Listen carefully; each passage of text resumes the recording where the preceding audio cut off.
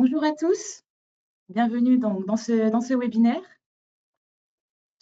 Je vous propose d'attendre quelques instants avant de démarrer pour que tout le monde se connecte.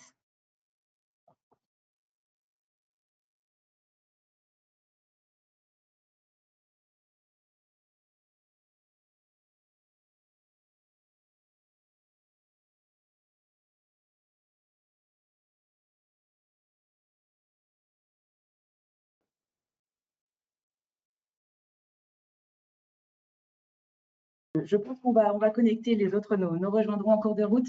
Donc, bienvenue dans ce webinaire comment prioriser et phaser ses investissements dans son PPI. Donc, quelques mots rapides d'introduction avant de commencer. Donc, ce webinaire, il s'adresse aux collectivités territoriales et plus particulièrement aux équipes qui sont en charge du pilotage des projets d'investissement. Donc, il s'inscrit dans le contexte des élections municipales qui se sont récemment achevées, et notamment donc quelques mois après ces élections, puisque les collectivités entrent aujourd'hui dans une phase qui est assez déterminante, celle de la planification des projets d'investissement. Donc dans ce cadre-là, l'élaboration d'un PPI, c'est vraiment un enjeu majeur. Et l'objectif de ce webinaire, ce sera de vous apporter des bonnes pratiques, mais aussi des repères méthodologiques et opérationnels pour structurer la préparation de vos investissements, phaser efficacement vos projets dans le temps et surtout optimiser le financement de votre PPI. Donc simplement, avant de débuter ce webinaire, je vais me présenter. Donc je suis Chloé Bartsch, consultante en financement de projets portée par les collectivités territoriales, et j'accompagne donc des collectivités sur l'ensemble du territoire métropolitain. Et je dispose également d'une expertise spécifique sur les fonds européens que j'ai pu développer au cours de mes précédentes expériences. Et je laisse la main à Clémence. Bonjour à tous. Donc pour ma part, je suis Clémence Abellan, également consultante en financement de projets auprès des acteurs en lien avec l'intérêt général. J'ai travaillé et accompagné avec ces structures depuis plusieurs années au cours de différentes expériences professionnelles dans ce secteur. J'ai une expertise notamment sur les financements hybrides publics-privés pour différents types de projets structurants et à impact. Pour commencer ce webinaire, on va vous présenter assez rapidement le groupe EPSA auquel on appartient. EPSA, on est un groupe de conseil français présent à l'international. On accompagne nos clients sur différents axes, notamment la performance financière, opérationnelle et environnementale.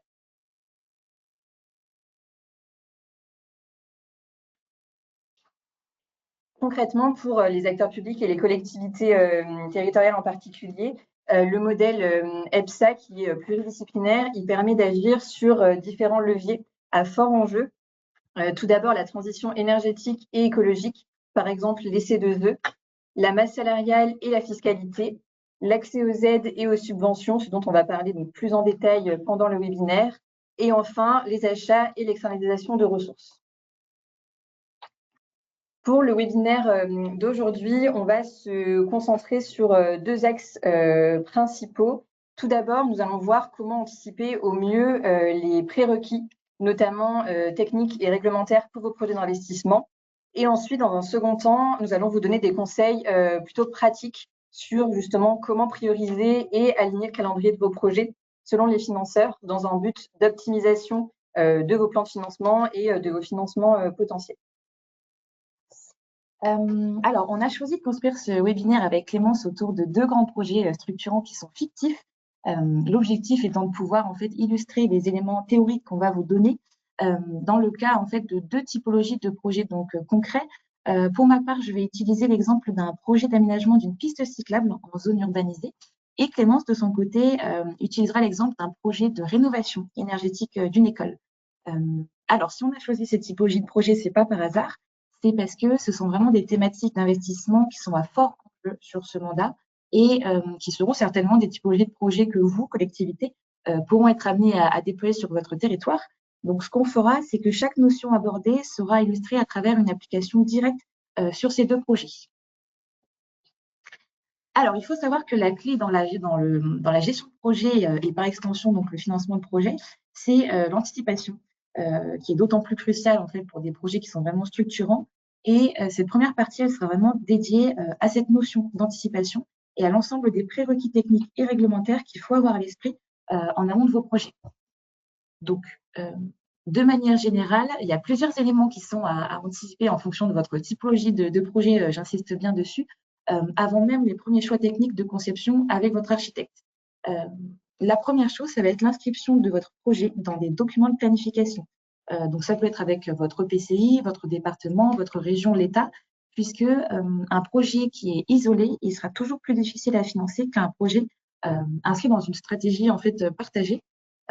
Ça peut aussi permettre à votre projet d'être étudié de façon prioritaire chez la plupart des financeurs, donc que ce soit l'État ou la région, mais aussi dans certains cas à permettre en fait l'éligibilité de votre projet à des dispositifs régionaux selon votre territoire. Ensuite, la deuxième chose, ce sont les études préalables donc spécifiques à la typologie de bâtiment ou de terrain qui fait l'objet donc de votre projet. Le fait de prévoir la réalisation d'études va en fait vous permettre de bénéficier de fonds qui peuvent parfois changer la donne dans un plan de financement. C'est le cas par exemple de l'axe 1 du fonds vert, donc rénovation énergétique des bâtiments publics que beaucoup d'entre vous connaissent, j'imagine, qui exige donc la réalisation d'un audit énergétique notamment.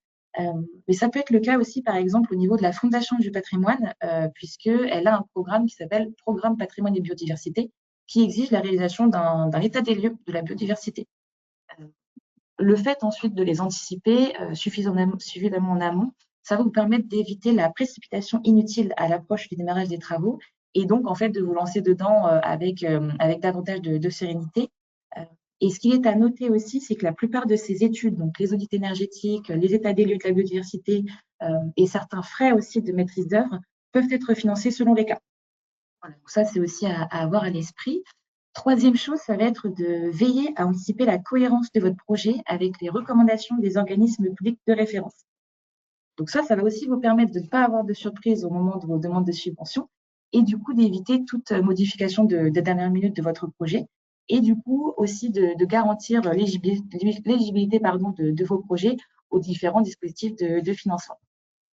Et enfin, donc il faudra aussi anticiper certains choix techniques en fonction de votre projet qui peuvent vous permettre de bénéficier de bonifications ou de subventions complémentaires. Je pense par exemple à l'intégration de bois local dans vos projets de construction ou de rénovation. Ça peut vous donner des bonifications DETR dans certains cas, ou encore l'intégration de matériaux biosourcés. Des exemples. Donc, si on applique maintenant ces éléments au cas donc, du projet d'aménagement d'une piste cyclable, on voit que la première chose à faire, c'est vraiment l'inscription donc dans une politique cyclable qui soit structurée. Donc, ça peut être soit à l'échelle de la commune, soit à l'échelle de l'intercommunalité selon votre territoire. Et ça peut être donc soit un schéma directeur cyclable, soit un plan de mobilité. Voilà, en tout cas, quelque chose qui permet d'inscrire le projet dans une stratégie commune.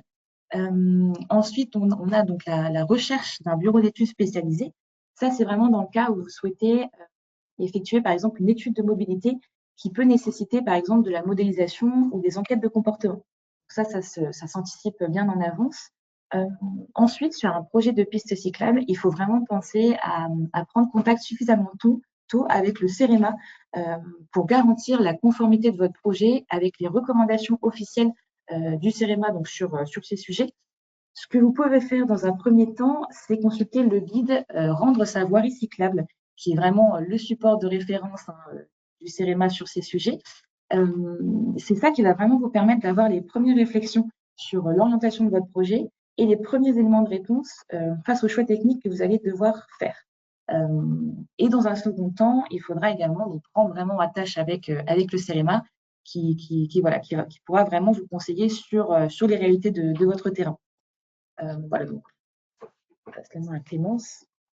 Donc, pour le cas de la rénovation énergétique d'une école, la phase de réflexion sur le projet, elle est vraiment cruciale pour construire votre projet. C'est d'une manière globale un projet qui est structurant pour une commune avec un impact social fort et un impact financier important. Donc vraiment, les phases d'échange avec la population, de concertation sont primordiales pour définir clairement quelles sont les ambitions de votre projet et quels sont les besoins de votre territoire. Une fois cette phase réalisée, c'est intéressant de définir un programme global pour l'opération et ça va vous permettre justement d'inscrire le projet dans un document de planification, encore une fois, comme le dit Chloé.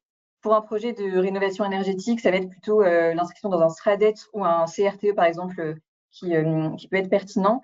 Ça va vraiment montrer l'ambition de votre projet, son inscription dans un calendrier et aussi dans un territoire de manière plus globale. Ce qui peut être aussi intéressant pour les projets de rénovation énergétique ambitieux, donc avec des gains énergétiques importants, en général supérieurs à 40%, c'est la possibilité d'avoir des financements sur les études et les frais de maîtrise d'œuvre. C'est en général des frais qui sont très importants dans le cadre de ces projets. Et donc, il y a notamment la FNCCR qui propose des appels à projets, des subventions pour ces frais. Comme le montre la frise, l'identification de ces fonds, sur la partie dépenses en lien avec les études et la notification et les frais de maîtrise d'œuvre doivent être faits justement avant la notification du maître d'œuvre et avant l'engagement, la signature pour ces études. Donc, c'est vraiment important d'anticiper cette étape et le montage et le dépôt de ces dossiers. On va du coup à présent passer à la deuxième partie du webinaire. L'idée, c'est de vous donner vraiment des conseils plus pratiques pour arriver du coup à prioriser et aligner vos projets avec les calendriers des financeurs. Et on va, de la même manière que dans la première partie, mettre en application les conseils pratiques sur les deux projets, le projet de mobilité et le projet de rénovation énergétique.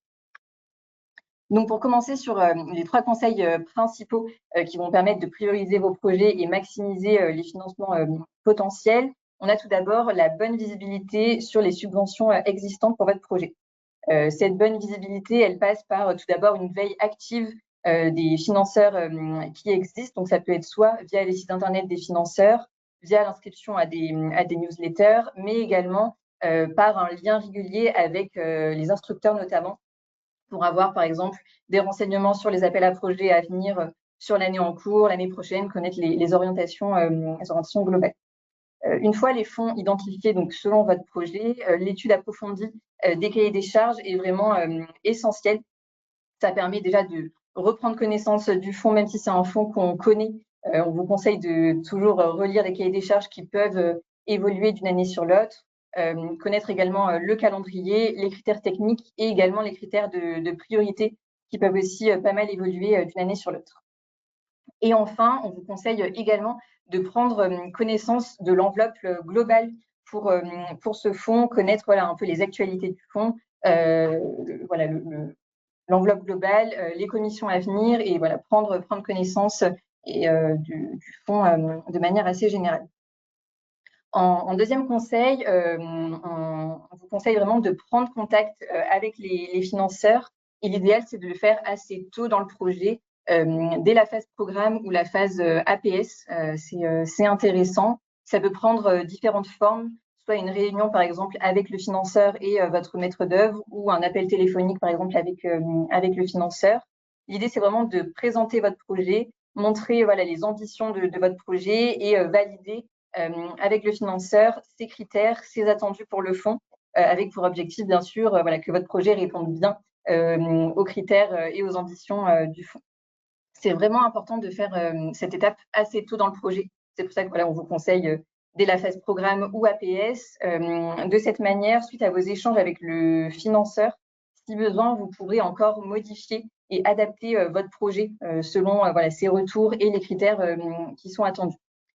Pour le cas des fonds européens et les fonds assez techniques, par exemple l'Agence de l'eau, on sait qu'il y a souvent des critères d'éligibilité qui sont assez nombreux et très précis.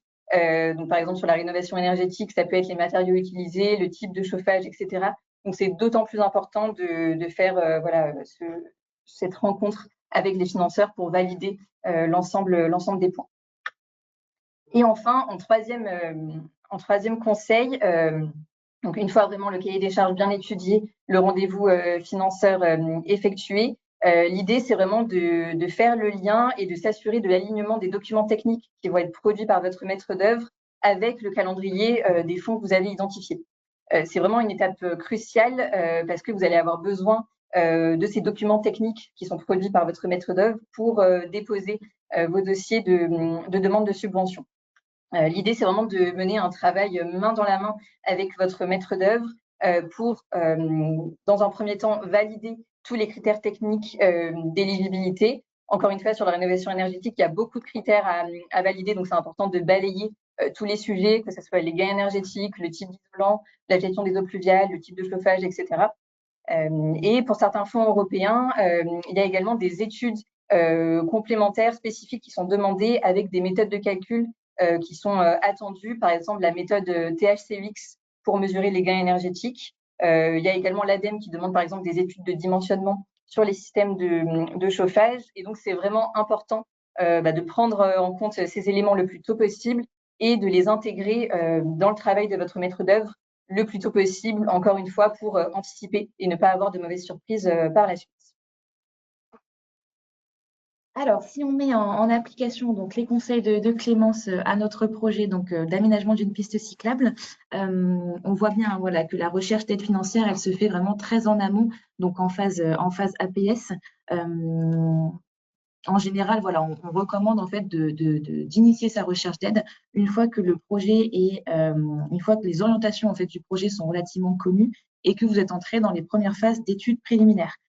Alors, c'est assez tôt par rapport à la temporalité du projet, en tout cas le démarrage des travaux.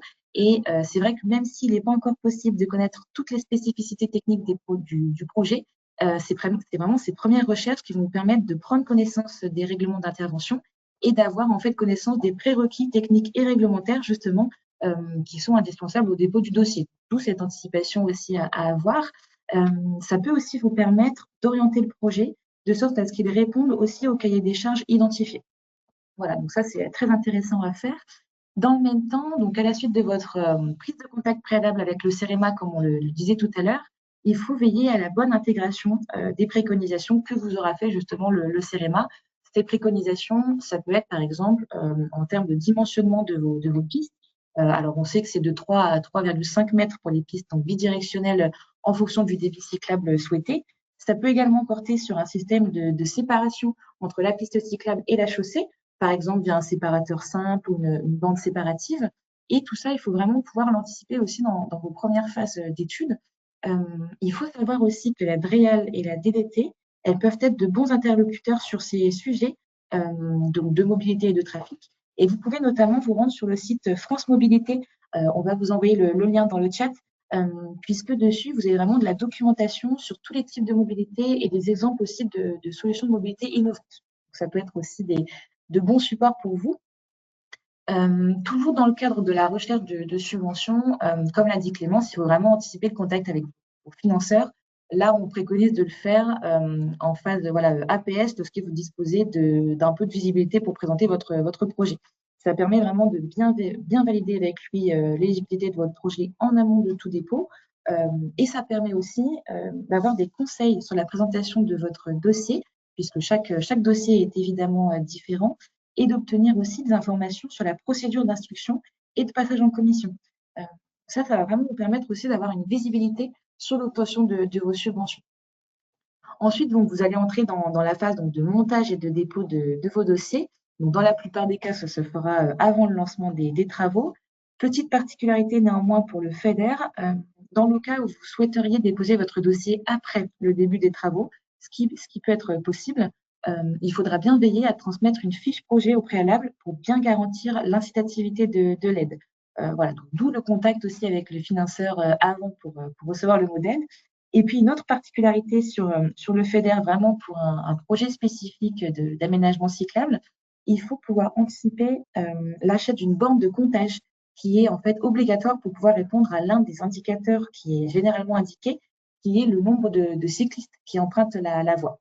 C'est un indicateur auquel vous devrez répondre en fait lors de votre demande de solde.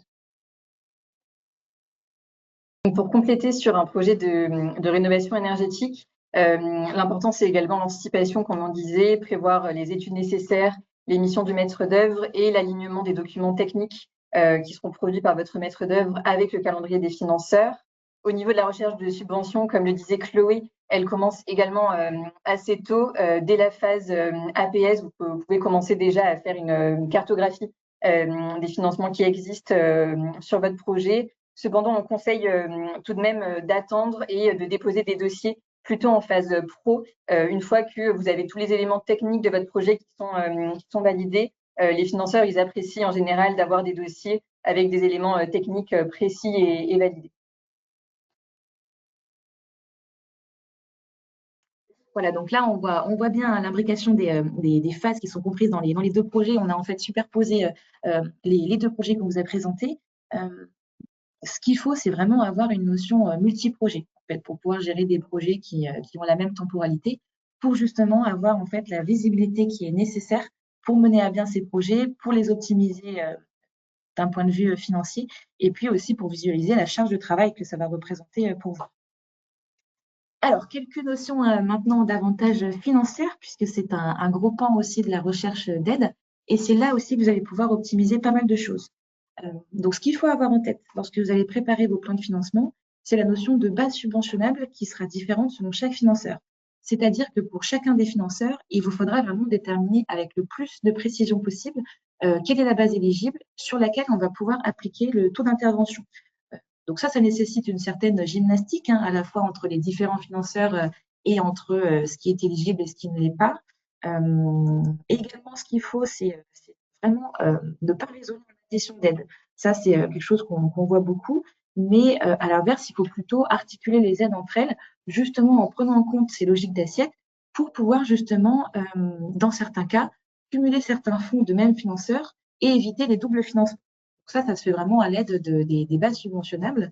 Dans certains cas, il faut aussi faire attention au fait que certains financeurs pourront ne pas être compatibles entre eux. C'est le cas, par exemple, du fonds vert et des C2E en fonction de la fiche qui sera concernée. Ça, il faut être vigilant par rapport à ça. Ce qu'on préconise aussi, voilà, comme l'a dit Clément tout à l'heure, c'est de bien vérifier la situation et les enveloppes de chaque financeur et privilégier, par exemple, un taux d'intervention important pour un financeur chez qui vous savez que l'enveloppe est conséquente ou vient d'être renouvelée, et à l'inverse, donc diminuer le risque chez un financeur dont l'enveloppe est moins importante. Dans le cas du FEDER, petite particularité, aujourd'hui, on est sur une fin de programme, donc l'enveloppe restante est relativement restreinte sur la plupart des axes. Je pense notamment à la rénovation énergétique. Donc, il faut vraiment bien échanger avec votre contact. On insiste vraiment là-dessus en cas de dépôt pour vraiment vous assurer qu'il reste de l'enveloppe et que vous n'allez pas faire un dépôt pour rien, entre guillemets. Et puis enfin, donc selon le calendrier des financeurs que vous aurez identifiés, donc soit via le règlement ou soit via le contact que vous aurez eu avec eux, il faut pouvoir préparer aussi un rétro-planning des dépôts. Ça, c'est dans les cas vraiment où vous avez des projets avec une grande liste de financeurs. Et ça va vous permettre surtout de vous organiser en interne et de pouvoir aussi préparer l'ensemble de la documentation et les informations nécessaires à chaque montage. Donc, pour résumer rapidement les points essentiels qu'on a évoqués pendant ce webinaire et qui sont voilà, essentiels pour nous pour garantir vraiment un financement optimal pour vos projets d'investissement, c'est vraiment l'anticipation à plusieurs niveaux. Tout d'abord, la vérification de la conformité de votre projet aux recommandations officielles et au cahier des charges selon le projet. C'est d'autant plus important et crucial pour un projet, par exemple, de piste cyclable, comme l'a expliqué Chloé, avec des attendus du CEREMA. Ensuite, c'est vraiment l'adaptation de votre projet selon les financeurs mobilisables et les documents de planification qui sont pertinents selon le projet. Et enfin, c'est vraiment l'anticipation sur l'organisation et le montage et le dépôt de vos dossiers, donc selon le calendrier des financeurs et les dépenses qui sont éligibles. Ce qu'il faut retenir d'une manière globale, c'est qu'un projet aussi impactant, tant au niveau social qu'au niveau financier, ça se prépare vraiment en amont. L'anticipation, c'est vraiment la clé à toutes les étapes du projet, de la phase de réflexion à la phase travaux. Merci beaucoup de nous avoir écoutés. Voilà, on a pas mal échangé avec vous et partagé de conseils. On peut passer aux questions. Je vous invite à les poser dans la section chat ou questions si vous en avez. Et petite précision sur le replay du webinaire, il vous sera envoyé dans la journée sur votre mail directement. Alors, on a une première question. Alors, est-il possible de déposer 2 dossiers sur la même aide pour 2 projets différents en même temps? OK. Alors, il faut savoir que déposer 2 dossiers, c'est vrai que ça peut être risqué. Il faut pouvoir, en fait, en échanger avec le financeur, voir justement dans quelle mesure 2 subventions sont possibles ou si, au contraire, ça peut, risquer de mettre en péril les 2 dossiers. En général, on dépose les 2 dossiers et ce qu'on fait, c'est qu'on indique au financeur l'ordre de priorité, sur ces 2 dossiers si jamais, l'un d'entre eux devait être sélectionné. Voilà, donc en fait, le conseil qu'on devrait vous donner, c'est plutôt d'avoir cette notion d'arbitrage. Vous pouvez déposer plusieurs dossiers, mais avoir quand même en tête le fait qu'on vous demandera certainement de choisir entre les deux, malheureusement. Oui, pour compléter, peut-être, l'idéal, c'est quand même d'arriver à prioriser avant de déposer les dossiers pour en fait déposer un seul dossier avec un seul projet. Le risque, si vous déposez 2 dossiers avec 2 projets différents, c'est vraiment de mettre en concurrence vos projets. Et donc, c'est clairement pas ce qu'on veut. Donc, le mieux, c'est toujours de prioriser. Exactement. Alors, est-ce qu'il y a d'autres questions?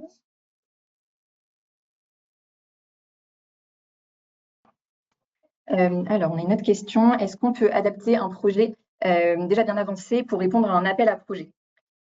Alors, oui, en soi, on peut toujours adapter un projet. Ça va dépendre forcément dans quelle phase vous êtes de votre projet. C'est pour ça, encore une fois, quand vous dites de prendre contact assez tôt dans le projet avec les financeurs, si vous êtes en phase forcément programme, APS, voire APD, ça peut être relativement simple, entre guillemets, selon le projet, de modifier quelques éléments. Forcément, comme vous devez le savoir, plus le projet avance, plus voilà, ça va être compliqué de modifier des éléments techniques, par exemple. Donc oui, c'est possible. Après, voilà, ça dépend selon le projet et ça va dépendre aussi de votre maître d'œuvre. Voilà, s'il y a beaucoup d'éléments à changer dans le projet, ça peut représenter une charge de travail importante et ça peut aussi représenter pour vous sur le projet un surcoût qu'il ne faut pas non plus négliger. Et pour compléter d'ailleurs, alors modifier un projet pour répondre à un appel à projet, ça peut être intéressant, à condition que ça vaille le coup, entre guillemets. Il faut faire attention au surcoût que ça peut représenter pour vous. Je donne un exemple. Si votre appel à projet octroie des bonifications si vous intégrez des matériaux biosourcés, mais qu'à l'inverse, l'intégration de matériaux biosourcés coûte plus cher finalement que la subvention en tant que telle, alors ça ne vaut pas le coup. Donc, il faut prendre des pincettes avec ça et bien étudier aussi le risque et puis le potentiel financier qui va avec. Alors, je vois qu'on a une troisième question. À quelle période faut-il que vous soyez intégré au projet? Alors, l'idéal, c'est qu'on puisse être intégré lorsque vous avez les premiers éléments sur le projet. On n'a pas besoin d'être intégré, entre guillemets, lorsque vous avez en fait le projet vraiment bien défini.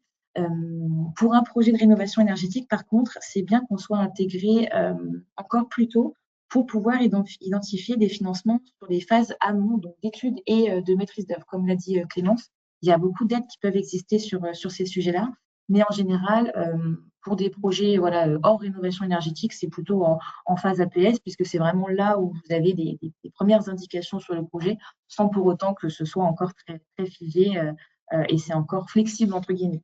Voilà. Alors, est-ce qu'il y a d'autres questions?